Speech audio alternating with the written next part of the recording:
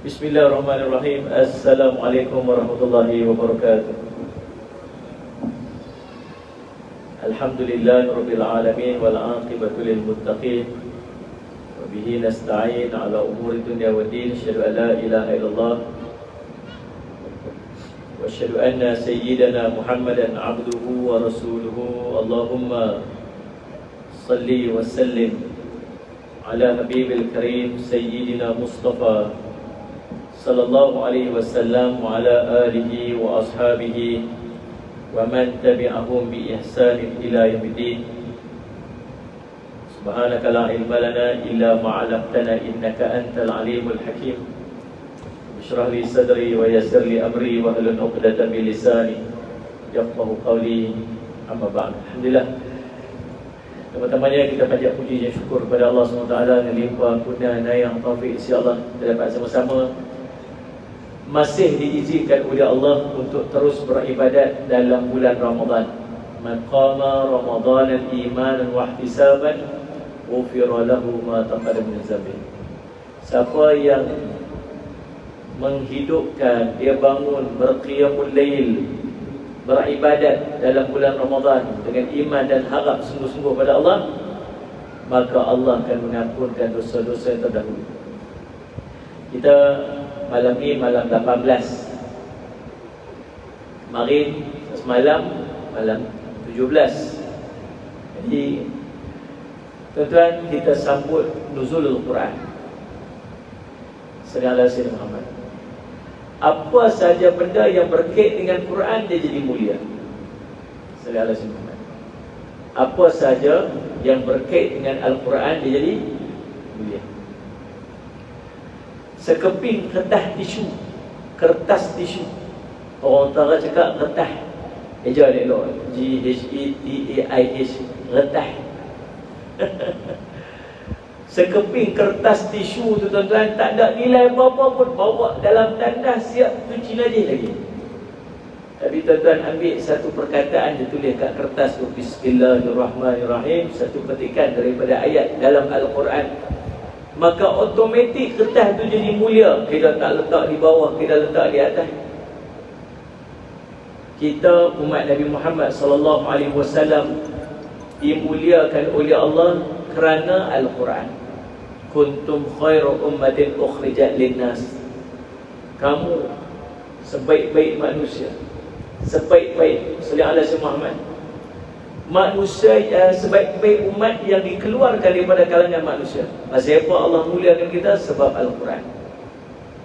Sallallahu alaihi Muhammad. Bulan jadi mulia sehingga Allah sebut nama di dalam Al-Quran. Tak ada bulan satu pun yang Allah sebut dalam Al-Quran melainkan bulan ni. Syahrul Ramadhan unzila fihi Al-Quran. Bulan Ramadan. Pasal apa? Pasal diturunkan Al-Quran. Satu malam yang sangat hebat yang Allah sebut dalam Al-Quran, Allah kata khairun min alfi syahr. Malam tu saja lebih baik daripada 1000 bulan. Nilai malam tu saja lebih baik daripada 1000 bulan. Sampai apa saja yang kita buat pada malam tu, Allah nilaikan seperti kita buat lebih daripada 1000 bulan. Bukan malam 1000 bulan, malam yang lebih baik daripada 1000 bulan. Lailatul Qadar. Sallallahu alaihi Muhammad. Pasal apa? Pasal sallallahu alaihi Muhammad, inna anzalnahu fi lailatin mubarakah. Pada malam tu Allah turunkan padanya Al-Quran.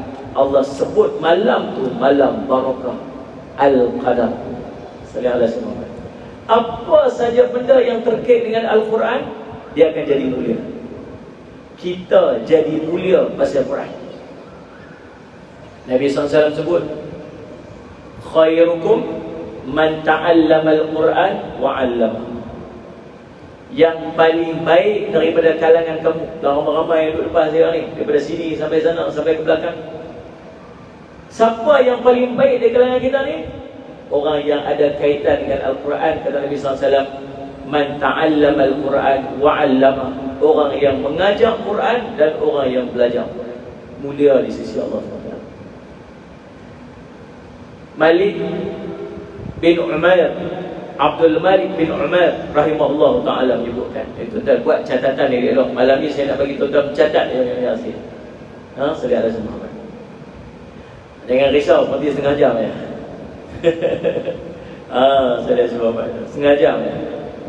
Salih ala Muhammad. Abdul Malik bin Umair rahimahullah ta'ala menyebutkan, satu-satunya manusia yang tidak cepat tua adalah orang yang selalu membaca Al-Quran. Tuan-tuan nak awet muda baca Quran. Tuan-tuan tengok tu imam kita muda nampak. Saya selamat. Tahu pasal apa muda? Pasal dia memang muda.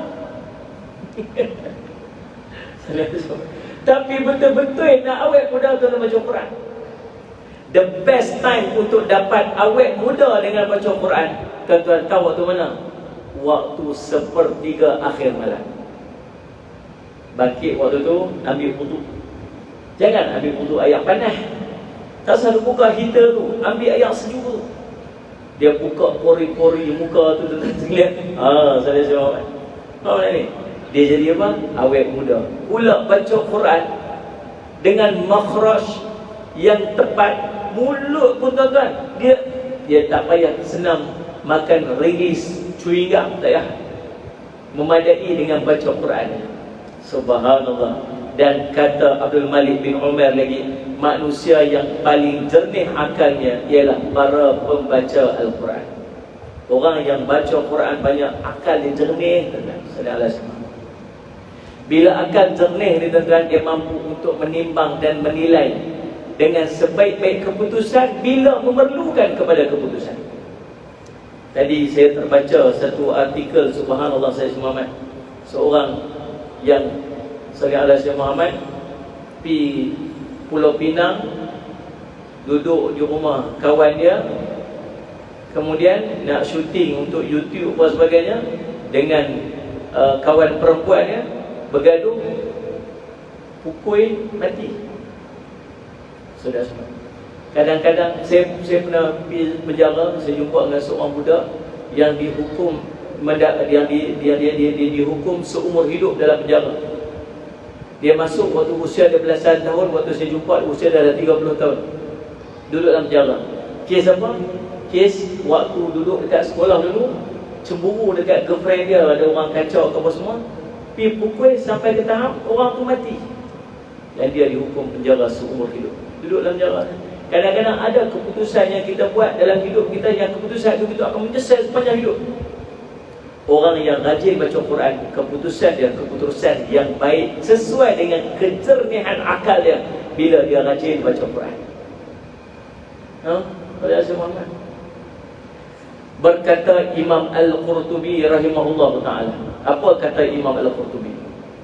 Barang siapa yang banyak membaca Al-Quran, maka Allah akan menjadikan ingatannya segar meskipun umurnya mencapai 100 tahun, kata Imam Al-Qurtubi. Segar ingatan. Kita ni tuan-tuan ada sign of aging dia bagi. Tanda-tanda penuaan. Di antara tanda penuaan ialah menurunnya potensi otak. Kita boleh tahu dah bila turun potensi otak ni, nombor satu sekali tuan-tuan, payah nak ingat nama orang. Jumpa kadang-kadang kawan-kawan dia main tu jumpa, Assalamualaikum, Waalaikumsalam. Siapa tak? Dia main pula, dia tanya pula, ingat tak aku siapa? Ingat tak aku siapa? Jam terus waktu tu. Lagi kita pun berlakon, lo lama tak jumpa. Lama apa semalam pun. Jam terus tu Jemaat. Saya Jemaat ni. Sekali dia ingat dalam baksi rekod. Kadang-kadang dia lupa letak kat mana, dia letak barang dia kat mana, dia lupa. Itu tanda-tanda dia potensi otak menurun. Kadang spek pakai dah kat mata ni, dia boleh tanya pula, mana spek ayah ni? Anak dia tunggu Ustaz, mana spek ayah ni? Tu yang kat mata tu apa? Ya Allah, lupa. Tu tanda potensi otak menurun. Orang yang rajin baca Quran akannya cerdas. Sallallahu alaihi wasallam. Imam besar Ibrahim Al-Maqdisi memberikan wasiat kepada muridnya Abbas bin Abdi Daim rahimahullah ta'ala. Dia berkata, tuan-tuan ni poin-poin yang sedap ni, tuan-tuan satgi post kat dalam Facebook. Dia post merepek makan laksa apa semua tak satu apa lah makan laksa. Orang pun tak tanya. Orang ambil gambar laksa pun Alami berbuka puasa dengan laksa. Siapa tanya? Tak ada faedah. Cuba tulis belum ada faedah sikit. Orang boleh mengambil manfaat. Man dalla ala khair lalu mithlu ajri fa'ilih. Siapa tunjuk satu benda kebaikan maka pahala dia seperti mana dia melakukan. Tambah-tambah untuk bulan puasa ni dari Allah Muhammad. Bulan Ramadan ni amal semua digandakan oleh Allah. Allah orang buat dia tumpang pahala. Kata Imam Besar Ibrahim Al-Maqdisi memberikan wasiat pada muridnya Abbas bin Abdi Daim rahimahullah ta'ala. Dia menyebutkan, perbanyakkanlah membaca Al-Quran. Jangan pernah engkau tinggalkan, kerana sesungguhnya setiap yang kamu inginkan akan dimudahkan setara dengan apa yang kamu baca. Ulang balik. Perbanyakkanlah membaca Al-Quran. Jangan pernah engkau tinggalkan, kerana sesungguhnya setiap yang kamu inginkan akan dipermudahkan setara dengan yang kamu baca. Apa kita boleh faham?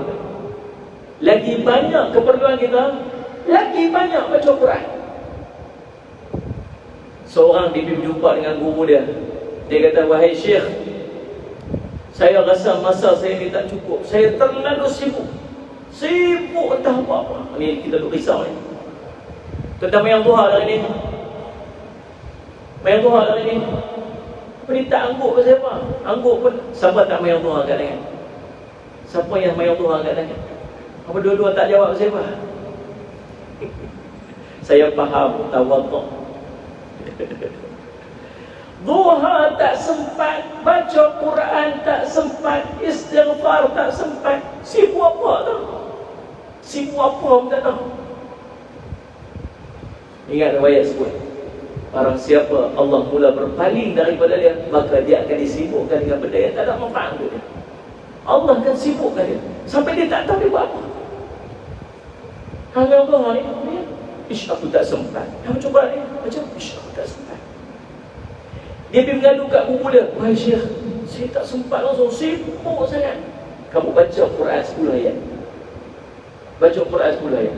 Dia dah hamak, dia sibuk, patutnya buat apa? Tak usah baca Quran. Baca Quran lah ni. Baca macam mana? 10 ayat baca. Bagi jadi satu muka surat. Jadi muka surat satu.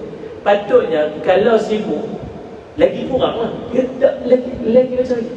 Baca lagi banyak. 2 tahun apa lama dia berjumpa, wahai guru, macam mana keadaan? Sibuk lagi Syekh, sibuk lagi Ustaz, sibuk banyak lagi. Baca bagi jadi 2 muka surat. Lah patut-patutnya jadi mana? Patut-patut bagi sikit lah. Dia kata tak, suruh baca lagi. Lepas berapa main, macam mana? Rasa makin kurang dah sikit, lapang dah sikit, tapi dia masih sibuk lagi. Baca bagi jadi separuh juzuk.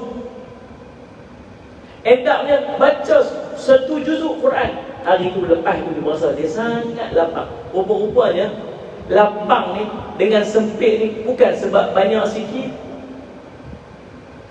Salih Asyik Muhammad, lapang ni kita dapat kelapangan tu dengan sikit baca Quran. Tak, banyak baca Quran Allah bagi lapang. Sebab apa? Sebab dalam Al-Quran ada satu benda nama barakah. Barakah. Salih Asyik Muhammad, Allah Rabbi Sallallahu. Ingat, lagi banyak masalah kita, lagi banyak baca Quran. Lagi banyak masalah, lagi banyak baca Quran. Subhanallah, dia bagi mukjizat. Kerana kita baca tak faham pun. Tak faham. Tengok ada kajian dibuat Salih Allah Sempat tentang Al-Quran ni tuan. Salih Allah Sempat dia sebut apa? Kalau sempat saya baca Salih Allah Muhammad, yang dia kata apa? Dr. Al-Qadi Salih Allah Muhammad, dia kata kan, dalam satu artikel dia tulis, tidak ada lagi bacaan yang dapat meningkatkan daya ingatan dan memberi ketenangan kepada seseorang kecuali membaca Al-Quran. Lagi banyak Al-Quran, ingat ingatan jadi kuat. Lagi banyak Al-Quran, hati makin tenang. Tentang ingatlah, lagi baca Al-Quran, lagi hati tenang. Demikian seorang sahabat jumpa dengan Ibnu Abbas, Ibnu Mas'ud radhiyallahu anhu, dia kata, Wahai Ibn Mas'ud, hati saya gelisah, saya nak buat macam mana ni? Ibn Mas'ud kata apa? Kamu pergi duduk dalam majlis Quran. Orang baca Quran, sama ada kamu dengar orang baca Quran atau kamu sendiri baca Quran, hati kamu akan jadi tenang. Kita tahu apa masalah kita, tahu apa masalah kita. Patutnya Quran bawa tenang, tapi kita lagi serabut bila kita dengar baca Quran. Kita boleh je cakap kat semua orang, sedap baca Quran, seronok baca Quran. Ni saya nak tanya tadi ni, dalam tu imam duk baca tadi ni, tuan-tuan harap tu imam baca panjang ke tu harap tu imam baca pendek? Antara dua masjid yang tuan-tuan pergi, satu tu imam tu baca satu muka surat, satu lagi tu imam tu baca separuh muka surat. Tuan-tuan rasa yang mana yang tuan-tuan rasa sedap nak pergi? Apa jawab? Ikhlas pula ni. Satu baca satu muka surat, satu lagi baca separuh muka surat. Yang mana sedap nak pergi? Satu lagi baca surah lazim aja. Yang mana lagi sedap Nabi? Satu lagi tulis Sad, Allahu Akbar, penuh 3 tingkat masjid tu. Sebab apa? Sebab kita nak dengar Quran, tapi hati kita tak sedap dengan Quran. Betul-betul kan? Padahal Quran tu memang bagi ketenangan, tapi hati kita yang tak sedap dengan Quran. Bukan masalah dengan Quran, tapi masalah dengan hati. Dr. Al-Qadhi dalam penelitiannya yang panjang dan serius di klinik besar Florida, Amerika Syarikat, berjaya membuktikan bahawa hanya dengan mendengar bacaan Al-Quran sahaja, sama ada dia orang Muslim, dia seorang Muslim, sama ada dia faham bahasa Arab ataupun tidak, akan merasakan perubahan fisiologi yang sangat besar. Faham Quran ke, tak faham Quran ke, bila dia dengar Quran, dia akan berubah. Dia ada sebab perubahan dalam fisiologi dia. Dan impak ni bukan kecil-kecil, impak ni sangat besar. Penurunan tekanan, kesedihan, memperoleh ketenangan jiwa, bahkan merungkai pelbagai bentuk penyakit, merupakan pengaruh am yang dirasakan oleh orang-orang yang menjadi objek kajiannya. Penemuan kajian ini dilihat tidak menentu, berbeza-beza daripada setiap individu. Ada orang ni dia rasa, ada orang ni dapat kesan direct, ada orang ni lambat sikit. Pasal apa? Pasal dia terkait dengan keimanan seseorang.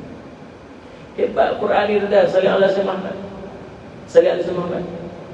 Berkata Ibnu Salah bahwasanya para malaikat tidak diberi keutamaan untuk membaca Al-Quran, maka oleh kerana itu para malaikat bersemangat untuk selalu mendengar saja bacaan daripada manusia.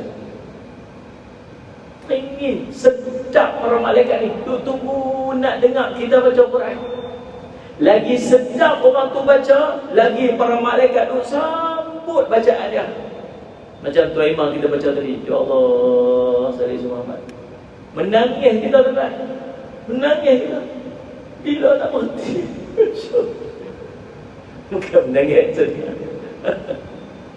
Tapi sembahyang dekat Indonesia kan, mereka sembahyang Salih Allah Muhammad, 1 rakaat 1 juz. Sorry apa? Dia kira 20 rakaat khatam 30 juz Quran. Insya-Allah. Setiap malam khatam 30 juz, setiap malam khatam 30 juz. Oh subhanallah. Sorry sebab kita try tengok kan, mau sekali buat cerah mesti. Allah subhanahu. Berkata Abu Zanad, di tengah malam aku keluar menuju masjid Rasulullah sallallahu alaihi wasallam. Sungguh tidak ada satu rumah pun yang aku lewati melainkan padanya ada orang membaca Al-Quran. Zaman Nabi SAW, lalu wajah kuk mana lorong, rumah ni baca Quran, rumah ni baca Quran, rumah ni baca Quran, rumah ni baca Quran di Madinah.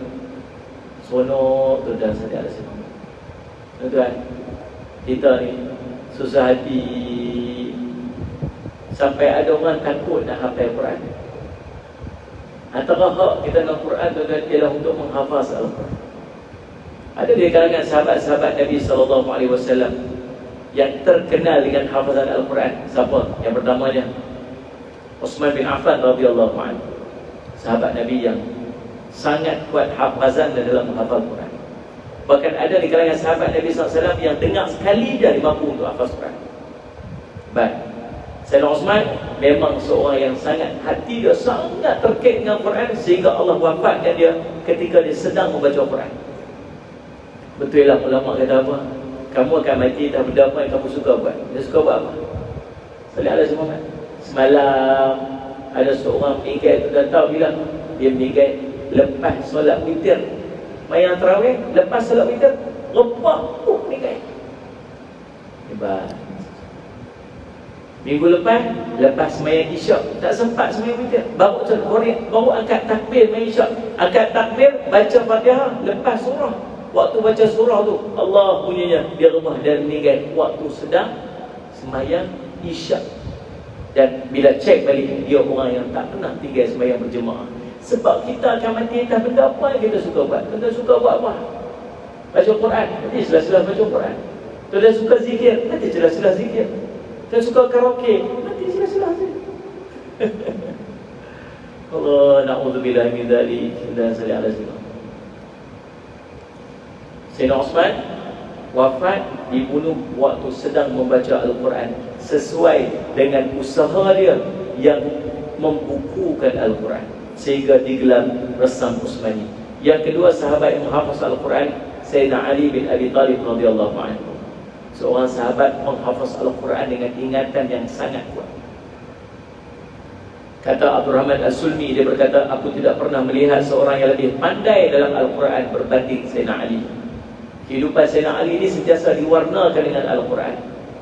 Sallallahu alaihi wasallam, dia kata, demi Allah, tidak ada satu ayat pun diturunkan kecuali aku mengetahui tentang apa dan di mana diturunkan. Sesungguhnya Allah telah memberikan kecerdasan hati dan lidah yang fasih. Yang ketiga, Zaid bin Thabit radhiyallahu anhu. Zaid bin Thabit hafaz Quran, sehingga kan kekuatan hafazan dia, sallallahu dan penguasaan dia dengan Al-Quran ini, sehingga dia dilantik oleh Nabi sallallahu, dilantik oleh Sayyidina Osman untuk mengepalai, jadi ketua AJK sallallahu alaihi Muhammad, kumpulan penghimpun Al-Quran. Bermula pada zaman Sayyidina Abu Bakar radhiyallahu anhu, angkat dia. Kemudian sambung projek itu pada zaman Sayyidina Umar. Kemudian sambung projek itu sampai kepada zaman Sayyidina Osman. Semuanya diketuai oleh Zaid bin Thabit radhiyallahu anhu. Yang keempat, Ubay bin Ka'ab radhiyallahu anhu. Bukan sakat hafal, bacaannya pun sedap. Sampai pada zaman Sayyidina Umar radhiyallahu anhu, yang dilantik untuk menjadi ketua, jadi imam yang menghimpunkan seluruh orang mukmin di Madinah, mengimamkan solat tarawih yang pertama secara berjemaah di Madinah, itu diimamkan oleh Ubay bin Ka'ab radhiyallahu anhu. Sehingga Umar bin Khattab pernah menyebutkan, qari yang paling baik daripada kalangan kami ialah Ubay bin Ka'ab radhiyallahu anhu. Yang kelima, Abu Darda radhiyallahu anhu. Abu Darda seorang hafiz yang sangat bijaksana. Dia termasuk orang yang mengumpulkan Al-Quran dan menjadi sumber bagi pembaca-pembaca di Damsyik, di Syria pada zaman Khalifah Utsman bin Affan radhiyallahu anhu. Yang keenam, Abdullah Mas'ud radhiyallahu anhu. Sehingga Nabi SAW suruh dia baca depan Nabi SAW. Nak dengar Nabi SAW, nak dengar bacaan yang dibaca oleh Abdullah Mas'ud. Abdullah Mas'ud kata, macam mana saya nak baca kepada orang yang Al-Quran turun pada dia? Dah, aku nak dengar kamu baca. Waktu Allah Mas'ud baca, Nabi SAW menangis. Hebat Allah Mas'ud radhiyallahu anhu. Dan yang ketujuh, tuan-tuan, Abu Musa Al-Asy'ari radhiyallahu anhu. Ini pun ilmu juga ni. Kena kenal sahabat-sahabat Nabi yang terkenal dengan hafazan Al-Quran, yang kita mewarisi Quran yang kita baca ni tu berkat daripada usaha itu. Abu Musa Al-Asy'ari radhiyallahu anhu, sallallahu alaihi wasallam, dialah yang belajar langsung Al-Quran daripada Nabi sallallahu alaihi wasallam. Ajak Quran dan menyebarkan sallallahu alaihi wasallam Al-Quran kepada umat. Tuan-tuan, dengar saya cerita. Kita pun hafal Quran. Kita pun hafal Al-Quran. Bukan tak ada Quran yang kita hafal. Ada ayat-ayat yang kita hafal. Ada. Bahkan mungkin ayat yang kita hafal dulu waktu kita budak-budak dulu lagi banyak pada Quran yang kita baca lagi. Tuan-tuan ingat tak dulu waktu kita duduk baca, kita baca Muqaddam, zaman kita mana ada Iqra. Pi mengaji dekat Maklum, pi mengaji dekat Fathih. Belum sampai turn kita, Fathih suruh buat apa? Menerah, orang tua kata tu. Orang kampung kata menerah. Menerah seorang-seorang. Kita pun Bismillahirrahmanirrahim. Lam yakunil ladhina kafaru min ahlil kitab wal musyrikin. Betul tak? Pak Teh duduk sana duduk mengajar, dengar kita salah baca salam, dia rotan kat lantai tu. Betul dia baca. Dia duduk dengar orang macam ni, dia duduk putih kita kat sana tu. Kita ingat tak waktu tu? Kenapa tak ada pengalaman tu semua? Betul tak ni? Kita ingat. Tuan-tuan, mana surah Al-Bayyinah tu lari dengan akal kita? Mana dia? Mana? Lupa. Sudah ada semangat.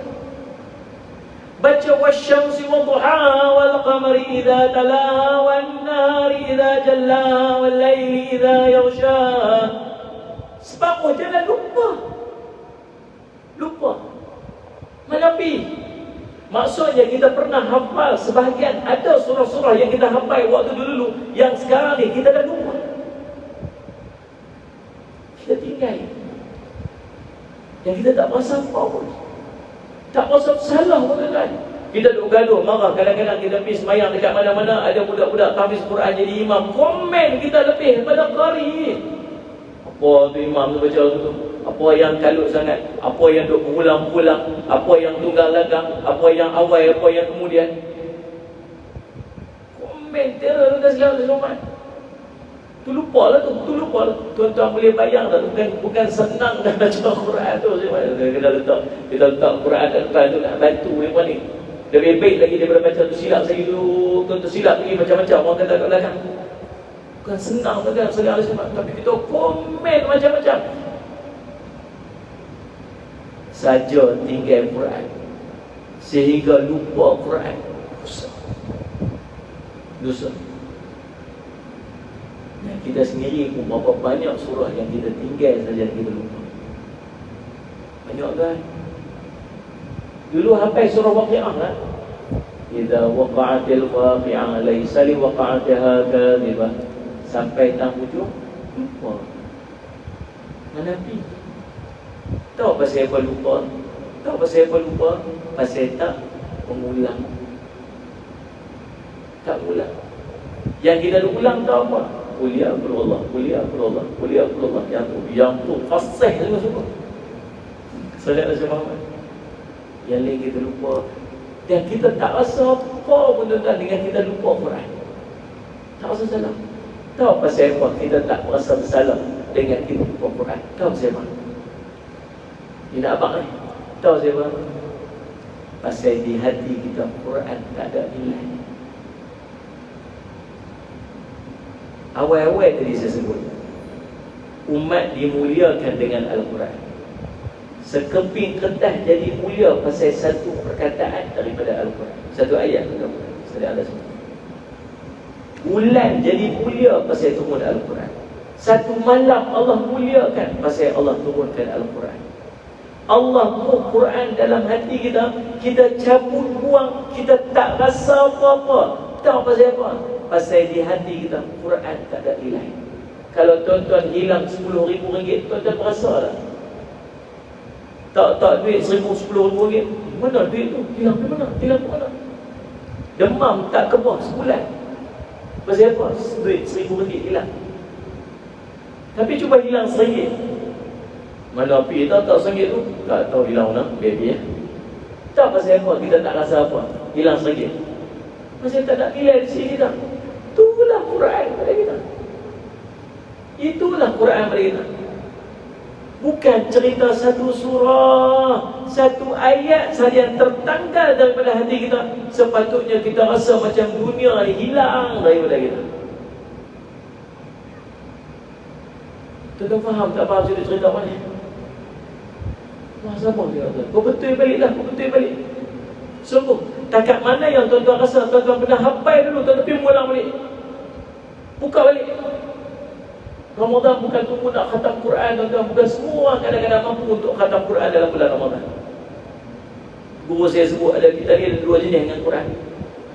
Sebab tu Allah bagi kat kita ni rasa cemburu. Ada satu benda yang kita boleh cemburu dengan orang. Deki tak boleh, Allah tak bagi. Tapi dengki yang ni Allah bagi dua. Seorang yang Allah bagi dekat dia Quran, sedap baca, ada mahir baca, ada mampu mengajar Quran, boleh baca siang malam, hang boleh cemburu kat dia.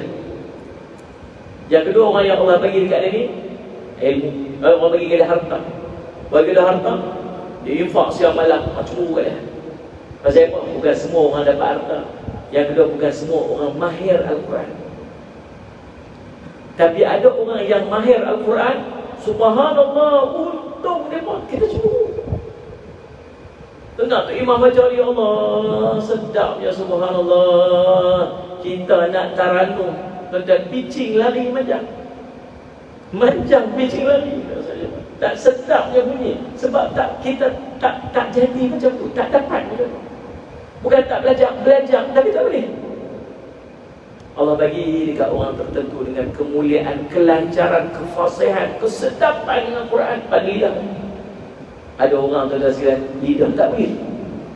Bukan tak mau, belajar tak jadi. Kalau baca, gagap. Baca, sangkut. Baca, sangkut. Allah kata apa? Nabi SAW kata apa? Orang yang baca lancar, Allah bagi dekat dia, para malaikat sambut bacaan dia. Tapi orang yang tergagap-gagap baca ni, Allah bagi dua pahala. Dua pahala dapat, kata Nabi SAW. Yang pertama, pahala dia nak baca Quran. Yang kedua, pahala bersungguh dia nak baca Quran. Orang yang lancar, alhamdulillah, mudah-mudahan dia dapat khatam 30 juz Quran dalam bulan Ramadan. Kita kadang-kadang tergagap-gagap nak cari Quran, susah nak khatam Quran, and end up-nya give up, tinggal Quran tak ajar. Cuba ubah sikit. Bukan sekadar bermatlamatkan untuk mengkhatam Quran dalam bulan Ramadan, punya baca laju sampai makhraj tajwid tunggal-langgang. Tetapi cuba ubah sikit. Tahun ni saya nak mengulang balik hafazan saya yang saya telah tinggalkan. Ulang balik. Ramadan tahun ni ada surah yang saya tak hafal lagi dan saya nak hafal. Tahun ni saya nak ambil surah Al-Waqi'ah sebagai contoh. 30 hari pertengah nak pergi hafal, dapat 90 ayat daripada surah Al-Waqi'ah. Boleh jadi Quran betul kan? Saya tak fasih Quran. Ustaz, boleh tak tolong cari seorang ustaz yang mengajar dekat saya Quran sepanjang Ramadan ni? Saya nak tumpu untuk fasihkan bacaan saya dengan Al-Quran, belajar Quran dalam bulan Ramadan. Boleh, asalkan kita manfaatkan sebaik-baiknya bulan Ramadan dengan Al-Quran. Cukup sengaja, alhamdulillah. InsyaAllah, mudah-mudahan nuzul Al-Quran ni, yang Allah turunkan Al-Quran dalam bulan Ramadan ni, tak jadi sesuatu yang sia-sia dalam hidup kita. Dia jadi panduan dalam hidup kita, pegangan kita sungguh-sungguh sampai Al-Quran ni kita akan bawa sampai bertemu dengan Allah. Kata Nabi SAW, Iqra'ul Quran fa innahu ya'ti yawm qiyamah syafi'an li ashabi. Baca Al-Quran, Al-Quran akan memberi syafaat kepada hari kiamat nanti kepada li ashabih. Li ashabih ni maksud sahabat-sahabat, orang yang baik dengan Quran. Mudah-mudahan kita jadi orang tu. Mudah-mudahan kita jadi orang yang dapat syafaat dengan Quran. Amin. Kata. Mudah-mudahan kita nanti duduk dalam alam barzakh, Quran akan tolong pertahankan kita. Amin. Mudah-mudahan nanti berkat daripada hubungan kita Quran, Allah selesaikan segala masalah-masalah di dunia bahkan di akhirat nanti. Dan mudah-mudahan nanti dengan pegangan Al-Quran kita akan melangkah masuk ke syurga Allah SWT. Amin ya rabbal alamin. Aqulu qali hadza wa astaghfirullah li wa lakum. Wassalamualaikum warahmatullahi wabarakatuh. Bismillahirrahmanirrahim. Alhamdulillahirabbil alamin wassalatu wassalamu alal amin sayyidina Muhammadin wa ala alihi washabihi ajma'in. Allahumma faqihna fid din wa 'allimna ta'wil waj'alna min ibadikas salihin wahdinas siratal mustaqim. Allahumma arina haqqan haqqan warzuqna ittiba'ah wa arina batila batilan warzuqna ijtinabah. Wassallallahu ala sayyidina Muhammad wa ala alihi wasallam. Alhamdulillahirabbil alamin.